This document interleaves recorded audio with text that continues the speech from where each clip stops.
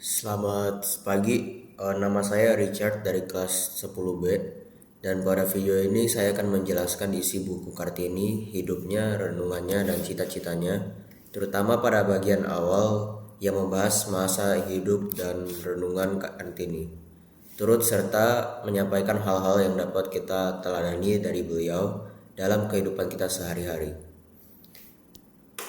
Jadi dari halaman 5 sampai dengan halaman 140 dari buku Kartini menceritakan perjalanan hidup Raden Ajeng Kartini, seorang tokoh perempuan Indonesia yang lahir di Jepara pada tanggal 21 April 1879 dari keluarga bangsawan Jawa. Ayahnya adalah seorang bupati yang cukup terpandang, sehingga Kartini memiliki kesempatan untuk mendapatkan pendidikan yang pada masa itu jarang diperoleh oleh perempuan pribumi. Sejak kecil, Kartini dikenal sebagai anak yang cerdas, rajin belajar, dan memiliki rasa ingin tahu yang sangat tinggi terhadap berbagai hal yang di sekitarnya.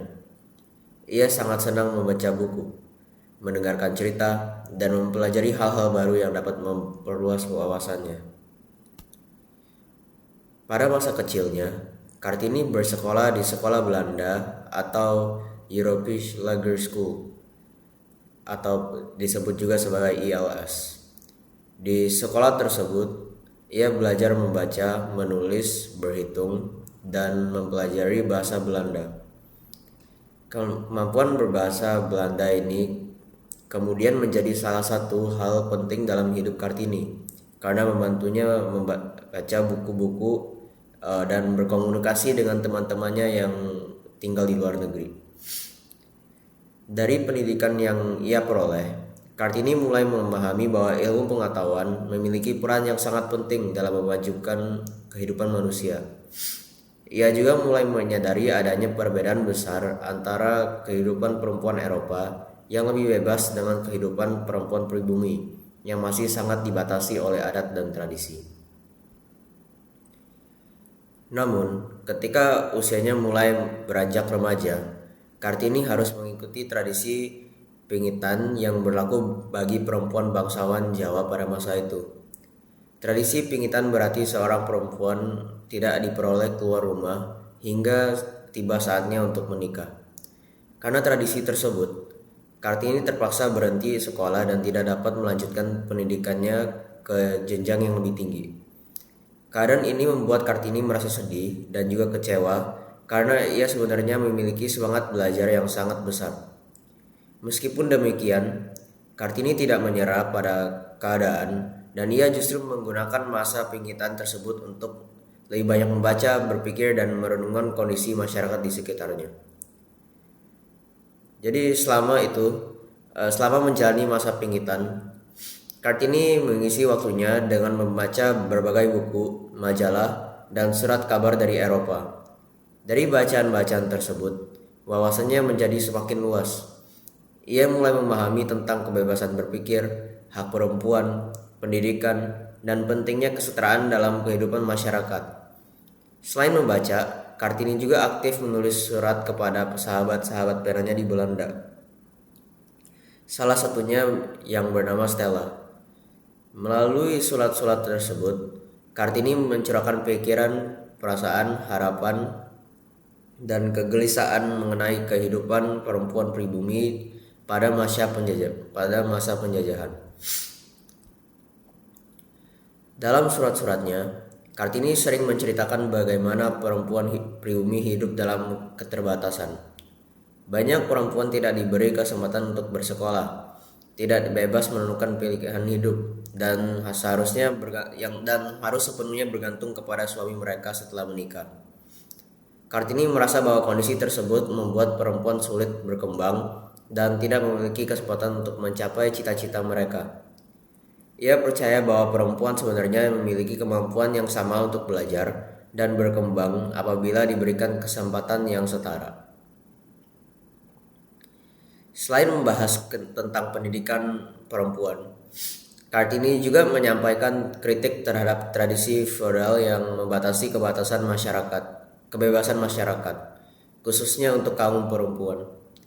Menurut Kartini, Pendidikan merupakan kunci utama untuk membebaskan rakyat dari kebodohan dan keterbelakangan. Ia juga yakin bahwa bangsa Indonesia akan maju apabila perempuan juga mendapatkan pendidikan yang layak, karena perempuan memiliki peran penting dalam mendidik generasi berikutnya. Pemikiran Kartini itulah yang dianggap maju pada masa itu, karena ia berani untuk bertentangan dengan pandangan masyarakat tradisional. Meskipun menghadapi banyak keterbatasan, Kartini tidak berhenti memperjuangkan cita-citanya. Ia terus menyebarkan gagasannya melalui surat-surat yang dikirimkan kepada teman-temannya di Belanda. Surat-surat tersebut kemudian dikenal luas dan menjadi inspirasi bagi banyak orang. Dari pemikiran dan perjuangannya, masyarakat mulai menyadari pentingnya pendidikan bagi perempuan. Dan juga Kartini berhasil membuka jalan bagi perempuan Indonesia agar dapat memperoleh kesempatan untuk bersekolah dan mengembangkan diri. Setelah Kartini menikah dengan seorang bupati, Kartini tetap berusaha untuk mewujudkan cita-citanya di bidang pendidikan. Dengan dukungan suaminya, ia mendirikan sekolah untuk perempuan pribumi. Di sekolah tersebut, perempuan diajarkan membaca, menulis, dan berbagai keterampilan yang berguna dalam kehidupan sehari-hari. Walaupun hidup Kartini tidak berlangsung lama karena ia meninggal dunia pada usia yang muda, perjuangan dan pemikirannya memberikan pengaruh yang sangat besar bagi perkembangan pendidikan perempuan di Indonesia. Karena jasa-jasanya, Kartini akhirnya dikenang sebagai pelopor emansipasi perempuan Indonesia, dan hari kelahirannya, yaitu tanggal 21 April, diperingati setiap tahunnya sebagai Hari Kartini. Peringatan ini bertujuan untuk mengenang perjuangan Kartini dalam memperjuangkan hak perempuan dan pentingnya pendidikan bagi semua orang tanpa memandang gender. Dari kisah hidup Kartini, terdapat banyak nilai dan teladan yang dapat kita pelajari dalam kehidupan sehari-hari. Pertama, kita dapat meneladani sifat Kartini yang rajin belajar dan memiliki rasa ingin tahu yang tinggi. Walaupun berada dalam kebatasan, Kartini tetap berusaha untuk mencari ilmu melalui membaca dan menulis, dan hal ini mengajarkan kita juga untuk tidak mudah menyerah dalam belajar. Yang kedua adalah kita dapat meneladani cara berpikir Kartini yang kritis dan terbuka. Kartini tidak hanya menerima keadaan begitu saja, tapi ia juga mencoba untuk memahami masalah secara mendalam dan mencari sebuah solusi untuk membawa perubahan. Sikap ini penting dimiliki oleh generasi muda agar bisa maju menghadapi tantangan zaman dengan bijaksana.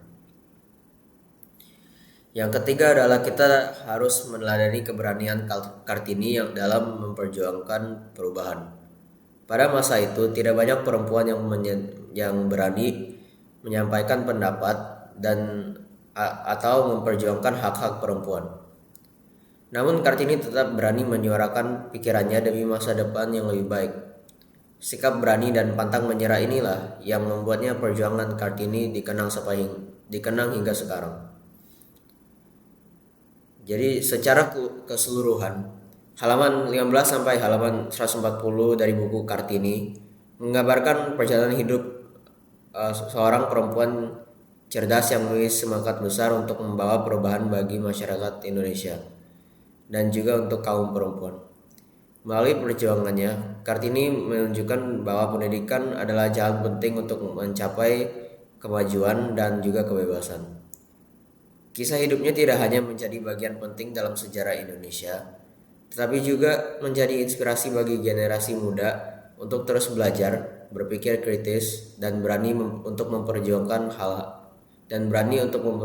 hal-hal yang benar. Sekian dan terima kasih.